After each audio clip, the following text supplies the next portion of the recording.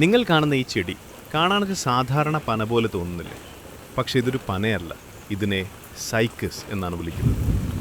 ലക്ഷക്കണക്കിന് വർഷങ്ങൾക്ക് മുൻപ് ഡിനോസറുകൾ ഭൂമി ഭരിച്ചിരുന്ന കാലഘട്ടം മുതൽ ഇന്നും മാറ്റമില്ലാതെ തുടരുന്ന പ്രകൃതിയുടെ ഒരു വലിയ അത്ഭുതമാണിത്.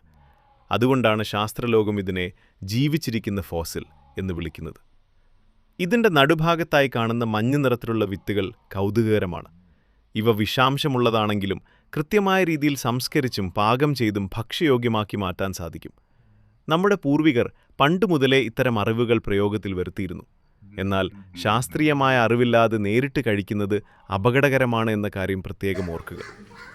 പ്രകൃതിയിൽ നമ്മൾ കാണുന്ന പല കാര്യങ്ങളും കാഴ്ചയിൽ മനോഹരമാണ്. അവയുടെ ഉള്ളിലുള്ള രഹസ്യങ്ങളും അതിജീവനത്തിനായുള്ള വഴികളും അത്ഭുതകരമാണ്.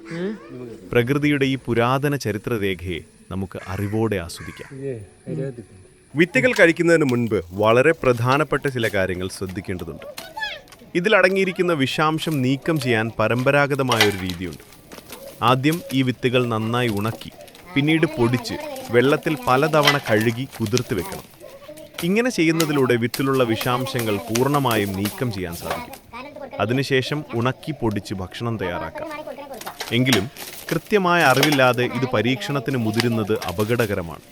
അതിനാൽ ഇതിനെക്കുറിച്ച് അറിയുന്ന മുതിർന്ന ആളുകളോട് ചോദിച്ചു മാത്രം ഇത്തരം കാര്യങ്ങൾ ചെയ്യുക. സംസ്കരണ രീതി അടുത്ത വീഡിയോയിൽ ഉൾപ്പെടുത്താം. ഇങ്ങനെയുള്ള ചെറിയ അറിവുകൾക്കായി കൂടെ